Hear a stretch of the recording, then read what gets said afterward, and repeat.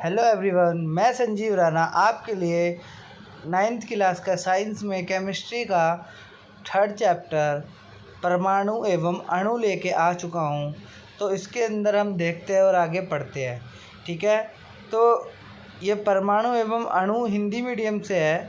English medium का भी lecture मैं अपलोड कर दूँगा। पहले हिंदी मीडियम पे देखते हैं। रासायनिक संयोजन के नियम है, तो कुछ देखते हैं। रासायनिक संयोजन के नियम है, 5 नियम है, जिसमें से आपको कुछ ही 9th क्लास में पढ़ने हैं, बाकी आपको 11th क्लास में पढ़ने होंगे। ठीक है, अब देखते हैं। पहला नियम है द्रव्यमान संरक्षण का नियम। सेकंड है स्थिर अनुपात का नियम। थर्ड है गुणित अनुपात का नियम। फोर्थ है पारस्परिक अनुपात का नियम। एंड फिफ्थ है गे-लुशैक का गैसीय आयतनों का नियम। ठीक है, बाकी जितने भी 3 लास्ट के जो पढ़े ना, गुणित अनुपात का नियम, पारस्परिक अनुपात का नियम और गे-लुशैक का गैसीय आयतनों का नियम, ये सब हमें आगे हायर क्लासेस में पढ़ना है। 11th 12th क्लास में, 11th में पढ़ना है मोस्टली तो। ठीक है, बाकी ये जो द्रव्यमान का संरक्षण का नियम, स्थिर अनुपात का नियम, ये 2 आपको 9th क्लास में पढ़ना है। आपको थोड़ा मुश्किल सा लगेगा, क्योंकि आप 8th क्लास से 9th में आए, तो बहुत अलग साइंस है, थोड़ी सी अलग है। केमिस्ट्री अलग है, बाकी फिज़िक्स और बायो तो एक बारी को आप रिजेंबल कर लोगे, पर केमिस्ट्री नहीं कर पाओगे। केमिस्ट्री बड़ी मीठी छुरी होती है।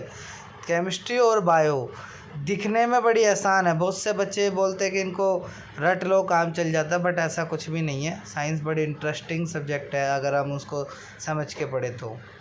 ठीक है, अब हम आते हैं डाल्टन का परमाणु सिद्धांत। तो डाल्टन के परमाणु सिद्धांत के बारे में हम जानते हैं। अभी मैं आपको बस इंटरव्यू दे रहा हूँ, ये आगे पढ़ाएंगे, इसी लेक्चर में ही है, पर आगे तो देखते हैं डाल्टन का परमाणु सिद्धांत। इसमें 2 है, द्रव्यमान संरक्षण के नियम को सिद्ध करता है और पारस्परिक अनुपात के नियम को सिद्ध करता है। ठीक है, डाल्टन का परमाणु सिद्धांत। अब आता परमाणु। परमाणु क्या चीज़ है भाई? अबे भाई, आगे परमाणु पढ़ लोगे, पहले सुन तो लो, थोड़ा सा समरी तो देखो। परमाणु द्रव्यमान और परमाणु अस्तित्व। फिर आते हैं अणु की बात करते हैं। अणु क्या है? अणु का द्रव्यमान, अणुओं के प्रकार, सूत्र, इकाई, द्रव्यमान और आणविकता। ठीक है, फिर आते हैं अणुओं के प्रकार। अणुओं के प्रकार फिर फर्दर 2 टाइप के होते हैं। कैसे? एक प्रकार के अणु परमाणुओं से निर्मित, सेकंड भिन्न प्रकार के परमाणुओं से निर्मित। ठीक है, फिर आते हैं आयन के बारे में पढ़ते हैं। तो आयन क्या होते हैं? सरल आयन और यौगिक आयन। ठीक है, फिर आते हैं मोल संकल्पना, मोल पर आधारित गुणनाएं। इन सब टॉपिक को मैं इतने ईजी करके समझाऊंगा ना, आपने कभी भी किसी चैनल पे नहीं देखा होगा। ठीक है, आगे देखते हैं। वस्तु क्या है? रासायनिक संयोजन के नियम, डाल्टन का परमाणु सिद्धांत। सेकंड, परमाणु, अणु एवं उनके गुणधर्म। Third, ion. फोर्थ, विभिन्न यौगिकों के रासायनिक सूत्र। फिफ्थ, मोल संकल्पना। ये 5 टॉपिक आपको इस पूरे चैप्टर में पढ़ने हैं। तो आइए अब शुरुआत करते हैं। ठीक है, रासायनिक संयोजन के नियम क्या है उसके बारे में देखते हैं। किन्हीं 2 या उससे अधिक पदार्थों के बीच रासायनिक अभिक्रियाएं कुछ सिद्धांतों पर आधारित होती है। सिद्धांत का मतलब प्रिंसिपल्स पर, ठीक है, आधारित होती है। इन सिद्धांतों को रासायनिक संयोजन के नियम कहते हैं। ठीक है, जैसे कि रासायनिक संयोजन के नियम कितने हैं? 5 हैं, जिसमें से आपको सिर्फ 2 ही पढ़ने हैं। मैं उन 2 की ही डिस्कशन स्टार्ट करूंगा, बाकी 3 को मैं चर्चा में बहुत कम लूँगा। गलती से आ जाए तो सॉरी, माफ़ करना। ठीक है, द्रव्यमान का संरक्षण का नियम और स्थिर अनुपात का नियम। तो द्रव्यमान संरक्षण का नियम क्या कहता है, वो उसके बारे में बात करते हैं। इस विषय के अनुसार द्रव्यमान का उदय या विनाश संभव नहीं है, मतलब उसका बनना और ख़त्म होना संभव नहीं है। किसी रासायनिक अभिक्रिया के लिए इस नियम का उपयोग निम्नलिखित तरीके से किया जा सकता है। ठीक है, किसी भी रासायनिक अभिक्रिया के दौरान पदार्थों के द्रव्यमान का जोड़ उस अभिक्रिया के उत्पादों के द्रव्यमानों के जोड़ के बराबर होगा। मतलब जैसे पदार्थ मतलब लेफ्ट हैंड साइड पे होते हैं और उत्पाद मतलब राइट हैंड साइड पे होते हैं। ठीक है, पदार्थ मतलब रिएक्टेंट, उत्पाद मतलब प्रोडक्ट। समझ आया? जैसे कि हम ये दिख रहा होगा आपको एग्जाम्पल में A + B गिव्स AB। ठीक है, मतलब मास ऑफ A प्लस में मास ऑफ B मतलब द्रव्यमान और A का द्रव्यमान प्लस में B का द्रव्यमान, इससे हमें मिलता है AB का द्रव्यमान। ठीक है, जैसे कि हमने वाटर बनाना है, पानी बनाना, पानी कैसे बनता है? हाइड्रोजन को ले लो प्लस में ऑक्सीजन को ले लो और उससे हमें वाटर बन गया, पानी बन गया। ठीक है, हाइड्रोजन गैस होती है और ऑक्सीजन भी गैस होती है, इसलिए हमने इसको डाई मॉलिक्यूल में लिया है, आगे समझाएंगे। H2 और O2 की फॉर्म में लिया है, तो इससे हमें मिलता है 2 मोल ऑफ वाटर मतलब 2H2O। ठीक है, मतलब हाइड्रोजन 2 है तो 2 और 2 मोल है तो 2 × 2 ले लिया, प्लस ऑक्सीजन 16 होता है इसका मास द्रव्यमान, तो उसको 2 से मल्टीप्लाई करेंगे 32 हो गया। ठीक है, 4 + 32 कितना होता है? 36। ठीक है, तो इधर भी टोटल कितना आ रहा है? 36 ग्राम आ रहा है। ठीक है, इसी के लिए अब हम कुछ क्वेश्चन हैं और साथ के साथ हम क्वेश्चन भी डिस्कस करेंगे। ठीक है, आइए क्वेश्चन को देखते हैं। ये बोल रहा है एक अभिक्रिया में 5.3 ग्राम सोडियम कार्बोनेट, ठीक है, सोडियम कार्बोनेट को बोलते हैं Na2CO3 एवं 6 ग्राम इथेनोइक अम्ल, मतलब इथेनोइक अम्ल को बोलते हैं CH3 CH2, नहीं गलत बोल दिया, CH3COOH, ये एथेनोइक अम्ल होता है, इसे हम एसिटिक एसिड भी बोलते हैं। अभिक्रित होते हैं। जैसे अब 2.2 ग्राम कार्बन डाइऑक्साइड ले लिया और 8.2 ग्राम सोडियम इथेनॉइड एवं 0.9 ग्राम जल उत्पाद के रूप में प्राप्त होता है। मतलब इन दोनों को हमें रिएक्टेंट लेना, किसको? सोडियम कार्बोनेट को और इथेनोइक अम्ल को। तो हमें उससे जो उत्पाद मतलब प्रोडक्ट मिलता है वो कितना मिलता है? 2.2 gram carbon dioxide, 8.2 gram sodium ethanoid plus में 0.9 ग्राम वाटर मिलता है। ठीक है, उत्पाद के रूप में, प्रोडक्ट एज अ प्रोडक्ट। इस अभिक्रिया द्वारा दिखाइए ये कि यह परीक्षण द्रव्यमान संरक्षण के नियम को सिद्ध करता है। ठीक है, जैसे कि आपको ये दे रखा है सोडियम कार्बोनेट प्लस इथेनोइक अम्ल गिव्स मतलब बोल रहा हूँ तो मतलब ये एरो है, चेंज हो रहा है उसमें, sodium ethanoid plus carbon dioxide plus में जल। ठीक है, तो सोडियम कार्बोनेट और इथेनोइक अम्ल ये क्या पदार्थ है, मतलब रिएक्टेंट है, और ये उत्पाद है sodium ethanoid carbon dioxide plus जल। ठीक है, तो अब द्रव्यमान संरक्षण के नियम अनुसार हम बात करते हैं। सोडियम कार्बोनेट का द्रव्यमान प्लस इथेनॉइड अम्ल का द्रव्यमान बराबर में सोडियम इथेनोएट का द्रव्यमान प्लस में कार्बन डाइऑक्साइड का द्रव्यमान प्लस में जल का द्रव्यमान। ठीक है, द्रव्यमानों को समीकरण में प्रस्तुत करने के उपरांत 5.3 ग्राम हमको वो लेना था, 6 ग्राम वो लेना था, उससे हमें मिला 8.2 ग्राम, 2.2 ग्राम और 0.9 ग्राम, तो 11.3 ग्राम इज इक्वल टू में 11.3 ग्राम, क्योंकि LHS और HH इक्वल है। तो यह उत्तर द्रव्यमान संरक्षण के नियम को स्पष्ट करता है, क्योंकि दोनों तरफ बराबर है, ना तो कुछ बना और ना ही कुछ खर्च हुआ, मतलब यूज़ हुआ। ठीक है, अब आता है स्थिर अनुपात का नियम। भाई इसको भी याद कर लेना, ये दोनों नियम इम्पोर्टेंट और ये क्वेश्चंस भी इम्पोर्टेंट होते हैं, मैथ बहुत ज़्यादा महत्वपूर्ण है। ठीक है, इस नियम अनुसार कोई शुद्ध रासायनिक यौगिक सदैव उन्हीं तत्वों के निर्मित होगा जिनसे वह मिलकर निर्मित हुआ है, तथा इन तत्वों के द्रव्यमान का अनुपात सदैव समान होगा।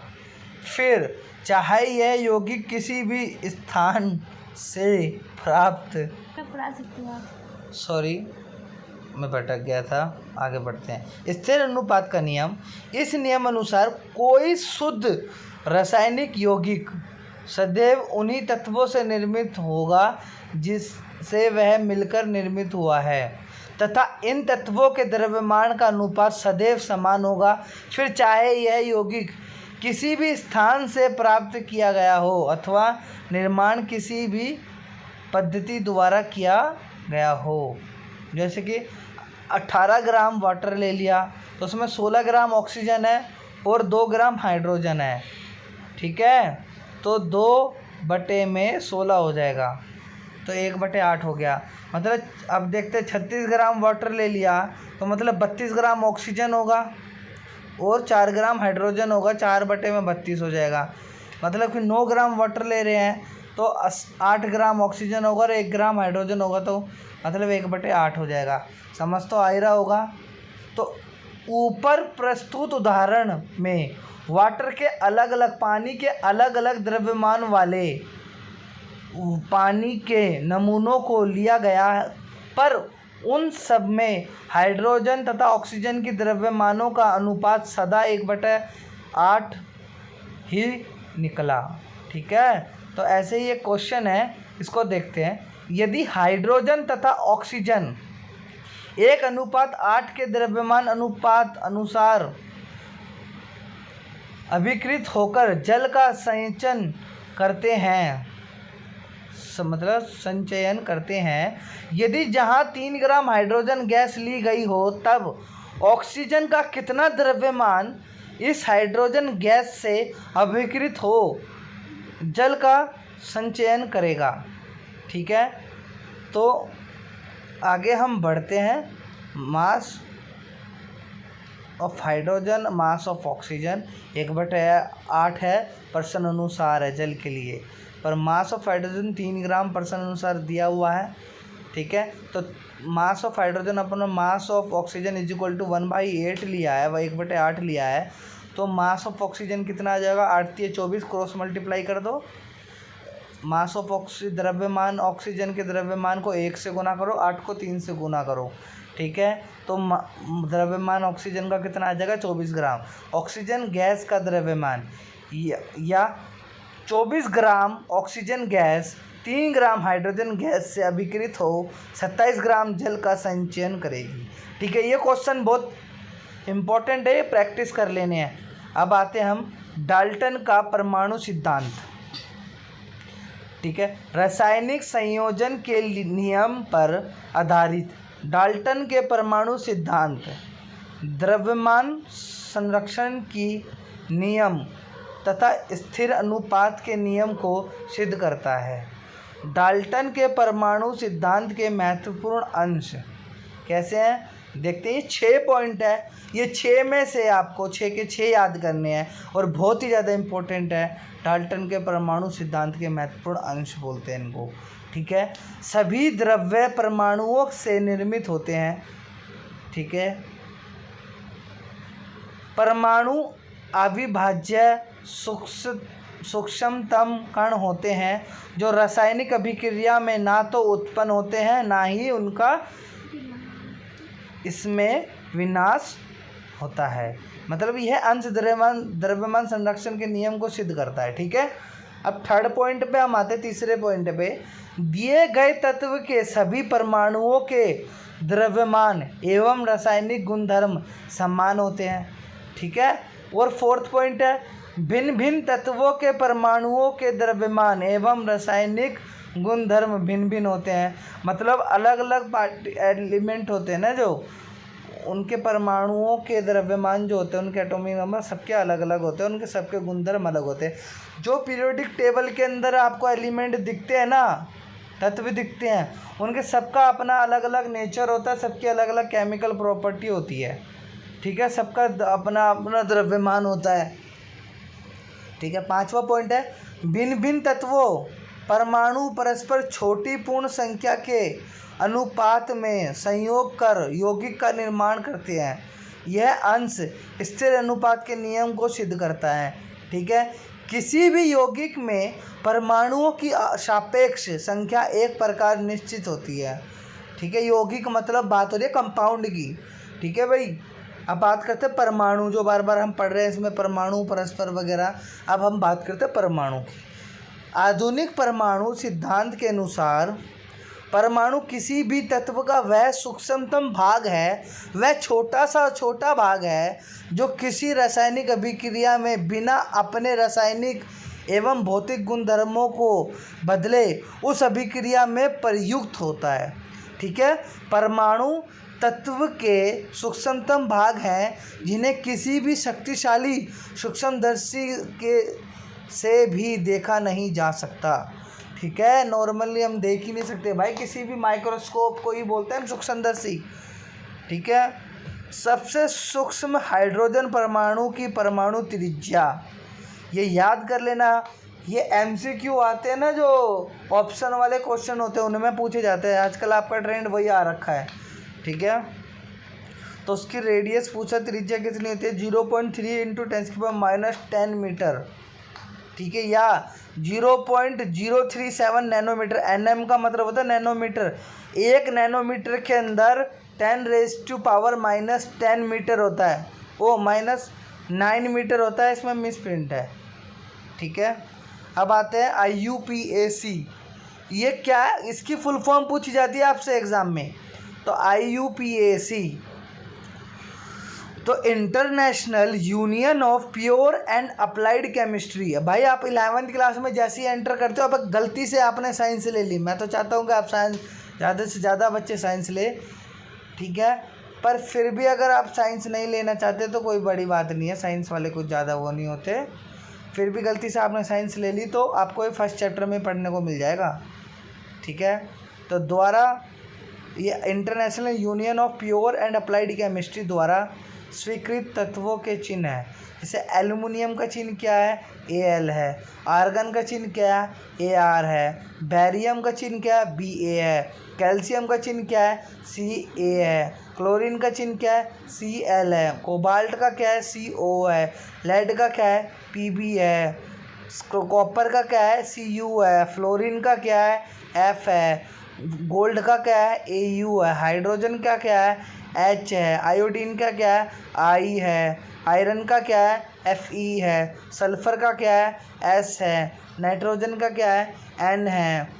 ऑक्सीजन का क्या है, O है। पोटाशियम का क्या है, K है। सिलिकॉन का क्या है, Si है।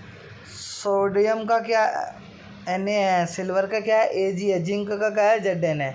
किसी भी तत्व के एक परमाणु का द्रव्यमान उसका परमाणु द्रव्यमान कहलाता है। ठीक है, परमाणु द्रव्यमान की डेफिनेशन है। 1961 वर्ष में IUPAC ने परमाणु द्रव्यमान की इकाई या U को परमाणुओं के द्रव्यमान का मानक माना। ठीक है, जैसे कि परमाणु द्रव्यमान की इकाई, एक परमाणु द्रव्यमान की इकाई का द्रव्यमान एक कार्बन के 12 समस्थानिक के 1/12वें हिस्से के द्रव्यमान के बराबर होता है। ठीक है, आपने इधर कार्बन लिया है तो आप ये नहीं है कि सिर्फ कार्बन से ही, आप ऑक्सीजन से भी ले सकते हो। ऑक्सीजन का 1/16 होता है द्रव्यमान। ठीक है, हिस्सा 1/16वां हिस्सा। आगे बढ़ते हैं। 1 माइक्रो इक्वल टू 1/12 इंटू में कार्बन के 12 आइसोटॉप्स हैं के एक समस्थानिक का द्रव्यमान है। ठीक है, एक U का मतलब होता है 1.6 × 10⁻27 kg। ठीक है, अब जैसे आपको 5U दिया हो तो 5 इंटू में 1.6 × 10⁻27 kg ले सकते हो। हाइड्रोजन का परमाणु द्रव्यमान 1U है। N का परमाणु द्रव्यमान नाइट्रोजन का मतलब 14U है। मतलब अगर उसको हम U को kg में कन्वर्ट करना चाहते हैं तो हम क्या करेंगे, 1.6 × 10⁻27 से मल्टीप्लाई करना पड़ेगा, वो kg में हो जाएगा। ठीक है, बात करते हैं इसी तरह के हाइड्रोजन 1 यू, कार्बन का 12 यू, नाइट्रोजन का 14 यू, ऑक्सीजन का 16 यू, सोडियम का 23 यू, मैग्नीशियम का 24 यू, सल्फर का 32 यू, क्लोरीन का 35.5 यू, कैल्शियम का 40 यू। तो यू को आप केजी में कन्वर्ट कर सकते हो। एक यू बराबर 1.66 इंटू 10⁻⁻27 kg है।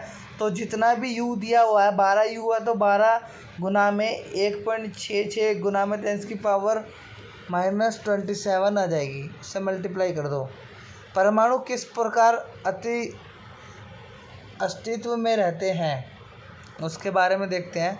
ज़्यादातर तत्वों के परमाणु अत्यधिक अभिक्रियाशील होने के कारण कभी भी मुक्त अवस्था में नहीं पाए जाते, फ्री स्टेट में कभी भी नहीं पाए जाते। ठीक है, केवल निष्क्रिय गैसों के परमाणु ही मुक्त अवस्था में पाए जाते हैं। मतलब कि निष्क्रिय मतलब नोबल गैस होती है जो कि फ्री स्टेट में पाए, मतलब वो मुक्त रहती है। वो तो ना तो किसी से लेंगे एलिमेंट, ना तो उनको किसी की ज़रूरत होती, ना किसी को देते। जैसे हीलियम He से डिनोट करते हैं, नियोन Ne से डिनोट करते हैं, आर्गन Ar से डिनोट करते हैं, Kr क्रिप्टॉन, ठीक है, Xe को जीनोन, Rn को रेडियम। ठीक है, तो मैंने इनकी कुछ ट्रिक बनाई है, आपको नेक्स्ट चैप्टर में मैं सिखा दूंगा। फिर भी अभी बता देता हूँ ये नोबल गैस के लिए निष्क्रिय गैस क्या होती है। हीना, नीना और करीना, जीना, रहंदे।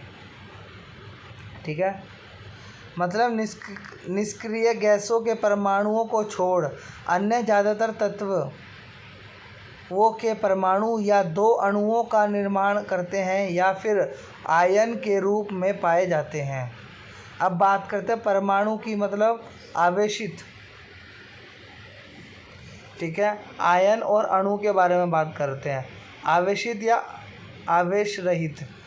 ठीक है, अणु क्या होते हैं? किसी अणु का निर्माण दो या उससे अधिक परमाणुओं के बीच रासायनिक बंध उत्पन्न होने के कारण होता है।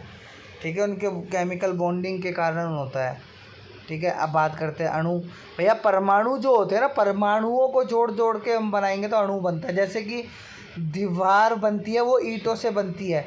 ईंट क्या चीज़ है बेटा? ईंट है परमाणु और अणु दीवार है। दीवार बनती है ईंटों से। ठीक है, वैसे ही दिया हुआ है।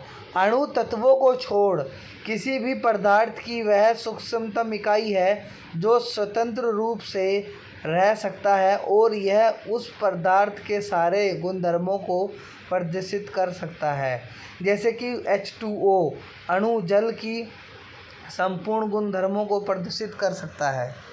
आगे करते हैं, किसी भी अणु का निर्माण एक ही तत्व के परमाणु या भिन्न भिन्न प्रकार के परमाणुओं के बीच रासायनिक बंध होने के कारणवश हो सकता है। इस आधार पर अणुओं को दो भागों में बांटा जा सकता है, एक तरह के परमाणुओं से निर्मित और भिन्न तरह के परमाणुओं से निर्मित। मतलब एक ही तरीके से, मतलब मोनो एटॉमिक और पॉली एटॉमिक या डाई एटॉमिक बोल सकते हैं हम। ठीक है, जैसे एक ही तरीके, मतलब O2 मतलब ऑक्सीजन ऑक्सीजन के साथ मिला हुआ, N2 नाइट्रोजन नाइट्रोजन के साथ, O3 ऑक्सीजन 3 तरीके बॉन्ड बना रहा है, oxygen oxygen oxygen. S8 form में पाया जाता तो S8 टाइम्स जुड़े होंगे। P4 बनाता तो P 4 तरीके जुड़े होंगे। अब देखते हैं भिन्न तरह के H2O, CO2, NaCl, Ca, CO3 etcetera. परमाणुकता की बात करते हैं, मतलब एटोमिसिटी।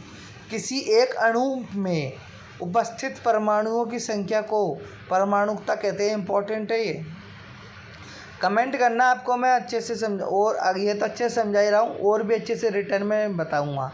ठीक है, ऑर्गन एक परमाणु का, हीलियम एक परमाणु का, ऑक्सीजन 2 परमाणु का, हाइड्रोजन 2 परमाणु का, फॉस्फोरस चतुर्परमाणु का, सल्फर बहुपरमाणु का। बात करते हैं भैया, ये हीलियम जो है एक परमाणु क्यों है? क्योंकि हीलियम को ना किसी की ज़रूरत नहीं होती, अपने वो ना अपनी आउटर मोस्ट शेल को फिल करे बैठे होते हैं। ठीक है, ना तो ये किसी से लेता हीलियम, आर्गन वगैरह। ऑक्सीजन और ये क्या होते हैं? ये ऑक्सीजन ये सब गैस होती है। हालांकि गैस तो हीलियम भी है, नियोन भी है, हीना नीना और करीना जीना रहंदे, नोबल गैस है ना। ये सब फ्री स्टेट में नहीं होते। बात करते हैं ऑक्सीजन हाइड्रोजन वगैरह की, ये दो में होती है, H2N2 ऑक्सीजन, O2 Cl2, ये सब गैस होती है। ठीक है, गैस हमेशा डायटोमिक फॉर्म में होगी, पर नोबल गैस उसका एक्सेप्शन है। निष्क्रिय गैस एक परमाणु अणुओं का निर्माण करती है। ठीक है, इसे बोलते हैं नोबल गैस। अब आते हैं रासायनिक सूत्र पे। तो इसको रासायनिक सूत्र को हम नेक्स्ट क्लास में पढ़ेंगे, क्योंकि वीडियो काफ़ी ज़्यादा बड़ी हो चुकी है। ठीक है, please like subscribe and share करना। आपको अच्छी लगे वीडियो तो कमेंट ज़रूर करना। आपको आगे और वीडियो मिलती रहेगी। Thank you for watching.